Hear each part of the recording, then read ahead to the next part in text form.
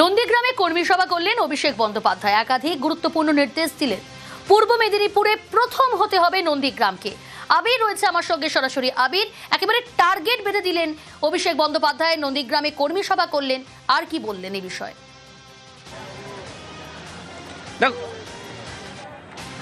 দেখো, নন্দীগ্রাম হচ্ছে তৃণমূল কংগ্রেসের কাছে এবারেও তারা মনে করছে যে মর্যাদার লড়াই, এবং নন্দীগ্রামকে নিয়ে গত 5 বছর ধরে তৃণমূল কংগ্রেসের তরফ থেকে বিভিন্ন রকমভাবে নির্বাচন কেন্দ্রিক বা সারা বছর ধরে বিভিন্ন রকম রাজনৈতিক তাদের যে লড়াই চালানোর জন্য সাংগঠনিক ক্ষেত্রে একাধিকবার তারা বদল নিয়ে আসেন।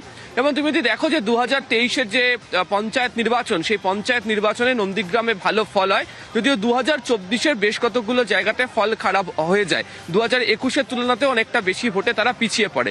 যদিও সাম্প্রতিক সময় দাঁড়িয়ে নন্দীগ্রামে যেভাবে রাজনৈতিক স্থিতি বা সমীকরণ তৃণমূল কংগ্রেস বদল করেছে, বিশেষত প্রার্থীকে পবিত্রকরকে সামনে নিয়ে এসে, এই অবস্থাতে দাঁড়িয়ে তারা মনে করছেন যে মানুষের কাছে তারা যে এজেন্ডা বা তারা যে বিষয়গুলোকে প্রচার করে মানুষের কাছে পৌঁছতে চাইছেন, তাতে নন্দীগ্রামের ক্ষেত্রে তাদের ফল ভালো হবে। কিন্তু এক্ষেত্রে দাঁড়িয়ে নন্দীগ্রামের মানুষের সঙ্গে জনসংযোগ করার জন্য যারা নন্দীগ্রামের স্থানীয় নেতা রয়েছেন, যারা কর্মীরা রয়েছেন, তারা যাতে পুরোপুরিভাবে নিয়োজিত থাকেন, যে কারণে কার্যত তাদেরকে চাঙ্গা করার জন্য দলের কর্মী সভার মঞ্চ থেকে তিনি উল্লেখ করে দিয়ে গেছেন যে নন্দীগ্রামকে এবার পূর্ব মেদিনীপুরের মধ্যে প্রথম হতে হবে।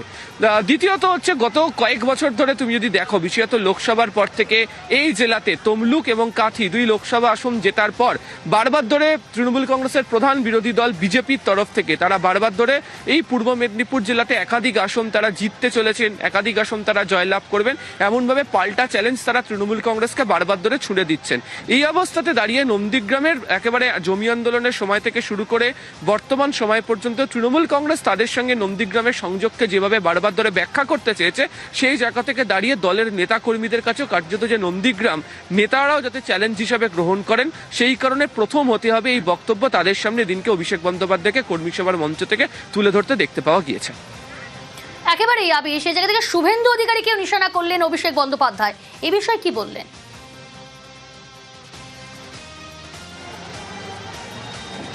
প্রথমত হচ্ছে, একাধিকভাবে তিনি এখানকার স্থানীয় বিধায়কের সমালোচনা করেছেন, এবং তার মধ্যে যেটি বিশেষ করে তিনি দলের নেতাকর্মীদের কাছে বলেছেন যে নন্দীগ্রামের মানুষ তো উন্নয়ন চান, এবং তিনি বলেছেন যে যেখানে তৃণমূল কংগ্রেস হেরেছে সেখানেও তারা উন্নয়ন করেছে, যেখানে তৃণমূল কংগ্রেস জিতেছে তারা সেখানে উন্নয়ন করেছে। এবং তুমি জানো যে সমাজ মাধ্যমে একটি ভিডিও ভাইরাল হয়েছিল, যেখানে এক মহিলা শুভেন্দু অধিকারীকে বলেছিলেন রাস্তা খারাপের কথা। সেই প্রসঙ্গের কথা এদিন কার্যত অভিষেক বন্দ্যোপাধ্যায়ের গলাতে শুনতে পাওয়া গিয়েছে কর্মী সভার মধ্যে, এবং তিনি বলেছেন যে এখানে উন্নয়নের কথা প্রসঙ্গে জিজ্ঞাসা করা হলে, রাস্তার প্রসঙ্গের কথা জিজ্ঞাসা করা হলে বলা হয় যে আগে ধর্মীয় ধ্বজা, গেরুয়া ধ্বজা বাড়িতে লাগাতে হবে। ফলে এখানকার স্থানীয় বিধায়ক উন্নয়নের প্রশ্নে না থেকে মানুষের কি চাহিদা বা প্রয়োজন সেই বিষয়ে তার দিকে নজর রেখে তিনি এখানে ধর্মীয় বিষয়কে তিনি সামনে রাখছেন। এবং এই কারণেই আজকে অভিষেক বন্দ্যোপাধ্যায় দলের কর্মীদেরকে বলে দিয়েছেন যে আগামী 25 দিন আপনারা বিভিন্ন জায়গাতে যান, বিশেষ করে পিছিয়ে পড়া বুথগুলিতে যান, কোনো আত্মতুষ্টি দেখাবেন না, এবং প্রত্যেকটা জায়গাতে পৌঁছে আপনারা তালিকা তৈরি করুন যে মানুষ আসলে কি চাইছে, মানুষের চাহিদা কি, এবং সেই মোতাবেক নির্বাচনে তিনি আত্মবিশ্বাসী যে তৃণমূল কংগ্রেস জয়লাভ করবে, এবং তারপর আগামী 6 মাসের মধ্যে মানুষের নন্দীগ্রামে যে চাহিদা রয়েছে সেই চাহিদা তারা পূরণ করবেন। একেবারে আমি সঙ্গে থাকো। আজকে কর্মী সভা করলেন নন্দীগ্রামে অভিষেক বন্দ্যোপাধ্যায়। নন্দীগ্রামের লড়াই স্বাধীনতার লড়াই বললেন তিনি। সব সময় নন্দীগ্রামে নজর, সিবিআই নোটিশ পাঠালে লড়াই জারি থাকবে। আবির রয়েছে আমার সঙ্গে সরাসরি। আবির, লড়াই জারি থাকবে এবং নন্দীগ্রাম মানেই লড়াই, সেই বার্তাও দিলেন অভিষেক বন্দ্যোপাধ্যায় কর্মী সভায়।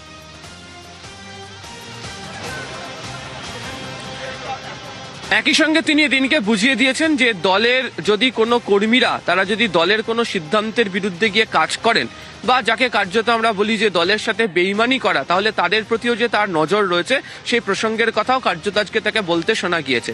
তিনি এদিন উদাহরণ দিয়ে বলেছেন যে দলের স্বার্থ বিরুদ্ধ যদি কেউ কাজ করেন, সেই নেতাদের কেউ আগামী প্রজন্ম যদি রাজনীতিতে আসে, তারা ওই নেতাকে একদিন গদ্দার হিসাবে মনে রাখবে, গদ্দার হিসাবে তাকে সংযুক্ত করবে। নন্দীগ্রাম যে কারণে পরিচিত, যে জমি আন্দোলনের ক্ষেত্র, নন্দীগ্রামের সঙ্গে নন্দীগ্রামের মানুষের সঙ্গে লড়াই, প্রতিবাদ এই শব্দটা যুক্ত হয়ে রয়েছে, সেক্ষেত্রে দাঁড়িয়ে বর্তমান অবস্থাতে যে লড়াইটা তাদেরকে লড়তে হচ্ছে সেই লড়াইকে তারা যেন স্বাধীনতার লড়াই হিসেবে মনে করেন। তার কারণ তিনি উল্লেখ করেছেন যে গত 5 বছর ধরে এখানকার মানুষজনকে যে যন্ত্রণার মধ্যে দিয়ে যেতে হয়েছে সেই যন্ত্রণা থেকে বেরিয়ে আসতে গেলেই নির্বাচনে এই আসনে বদল করতে হবে এবং সেই প্রসঙ্গের কথা বলতে গিয়ে তিনি নন্দীগ্রামের এই লড়াইকে তিনি স্বাধীনতার লড়াইয়ের সঙ্গে তুলনায় টেনেছেন। সঙ্গে থাকো।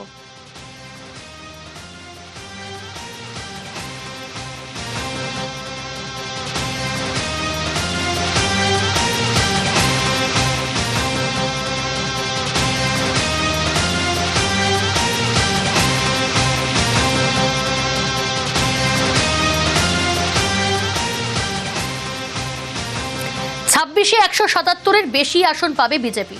পটাশপুরের সভা থেকেই হুঙ্কার শুভেন্দু অধিকারীর। পাল্টা স্বরূপ তৃণমূল কংগ্রেস। এবারের নির্বাচনের ফলাফল ভারতীয় জনতা পার্টি তার যা প্রয়োজন 148 তার থেকেও বেশি সংখ্যা নিয়ে একটি রাষ্ট্রবাদী ডবল ইঞ্জিন সরকার তৈরি করেছে। 16-তে 3, 21-এ 77, 26-এ 177 প্লাস। নন্দীগ্রামে হেরেছে, এবারে ভবানীপুরে হারবে।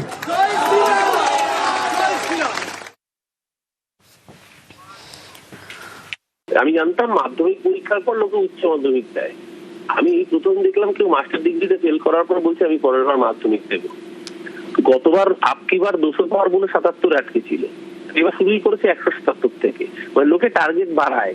এই যে অপদার্থ বিরোধী দলনেতা থাকলে বিজেপিকে টার্গেট কমাতে হয়। 77 ছিল, এবার 177 বলে 30 হবে। তো শুভেন্দু অধিকারীর আমলেই তো 18টা লোকসভা সাংসদ থেকে 12টায় নেমেছে। এই গল্পটা ভুলে যাচ্ছে।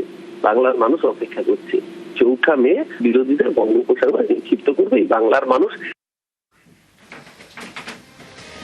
বেনজির নির্দেশ কমিশনের ভোটের কাজে বন্ধ হাসপাতাল। কমিশনের নির্দেশে উদ্বেগ আরামবাগে। আরামবাগ হাসপাতালে 34 জন চিকিৎসককে ভোটের ডিউটি। চিকিৎসকদের ভোটের কাজে লাগাতে চায় কমিশন। কমিশনের নির্দেশে চিকিৎসা পরিষেবা বন্ধ হয়ে যাওয়ার আশঙ্কা। কারণ আরামবাগ হাসপাতালেরই 34 জন চিকিৎসক, তাদেরকে ভোটের ডিউটিতে কাজে লাগাতে চাইছে নির্বাচন কমিশন। বেনজির নির্দেশ কমিশনের ভোটের কাজে বন্ধ হাসপাতাল। কমিশনের এই নির্দেশেই উদ্বেগ আরামবাগে। আরামবাগ হাসপাতালে 34 জন চিকিৎসককে ভোটের ডিউটি। চিকিৎসকদের ভোটের কাজে লাগাতে চায় কমিশন। সোমরাজ রয়েছে আমার সঙ্গে। সোমরাজ, তো বেনজির নির্দেশ কমিশনের এই নির্দেশে চিকিৎসা পরিষেবা তো বন্ধ হয়ে যাওয়ার আশঙ্কা। একদমই বেনজির নির্দেশ কারণ কমিশনের যে নির্দেশ দেওয়া হয়েছে সেখানে বলা হচ্ছে যে আরামবাগ মেডিকেল কলেজের সরকারি হাসপাতালের চিকিৎসকদের তারা ভোটের কাজে ব্যবহার করতে চাইছে, আর সেটাকেই নজিরবিহীন হিসাবেই দেখা হচ্ছে। তার কারণ এইভাবে কোনো হাসপাতালের চিকিৎসকদের ভোটের কাজে ব্যবহার করা যায়, এই প্রশ্নই এখন উঠতে শুরু করেছে। কারণ 34 জন চিকিৎসককে তারা ভোটের কাজে ব্যবহার করতে চাইছেন। প্রিসাইডিং অফিসারকে আরামবাগ মেডিকেল কলেজের অ্যাসিস্ট্যান্ট প্রফেসরদের নেওয়া হচ্ছে, জানিয়ে ইতিমধ্যে চিকিৎসক মহলে শোরগোল পড়েছে। তার কারণ যে নির্দেশটা দেওয়া হয়েছে নির্বাচন কমিশনের তরফে, সেখানে বলা হচ্ছে যে ভোটের কাজে তারা যুক্ত থাকবেন। সাধারণত দেখা যায় যে সরকারি হাসপাতালের চিকিৎসক নার্সদের এই কাজে নেওয়া হয় না, ভোটের কাজে নেওয়া হয় না।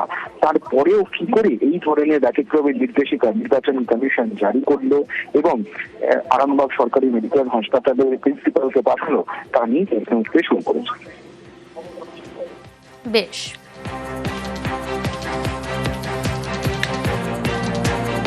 রাজ্যের মানুষ যদি বিনা চিকিৎসায় মরুক। আমরা দেখেছি এতদিন ধরে স্কুলগুলো বন্ধ, এসআইআর এর কাজে টিচার তুলে নেওয়া হয়েছে, আর এখন তো স্কুলগুলোতে সেন্ট্রাল ফোর্স রাখা হচ্ছে। মানে পঠন চুলো হয়ে গেছে, পরিষেবা চিকিৎসা চুলো হয়ে যাবে। বিজেপিকে ক্ষমতায় জিততে হবে যারা ওই আরামবাগ সাব ডিভিশন হসপিটালের উপর নির্ভরশীল, যারা এতদিন বিজেপিকে ভোট দিয়েছেন, তাদের অন্তত এবার ভাবা উচিত যে কাদেরকে ভোট দিয়ে ক্ষমতায় আনতে চান। এই নির্বাচন কমিশন বিজেপির চাকর বাকর ছাড়া কিছু না। এই নির্দেশ সেটাকেই প্রমাণ করছে। যা বলার কমিশন বলবেন। কমিশন কাকে কোন কাজে পাঠাবেন, সরকারি কর্মী হিসেবে ডাক্তারদের পাঠাবেন কিনা, সেটা নির্বাচন কমিশন ঠিক করবে। এমনিতেও তো সুপার স্পেশালিটি হসপিটাল বলে কতগুলো নীল সাদা রং করা বাড়ি, সেখানে কোনো জায়গায় কোনো ফেসিলিটিস নেই, শুধুমাত্র রেফারেন্স সেন্টার হিসেবে কাজ করে। এই তো তৃণমূলের 1.5 দশকের স্বাস্থ্য ব্যবস্থার পরিস্থিতি। যা হবে, যা হচ্ছে, সবকিছুর জন্য তৃণমূল কংগ্রেস দায়ী।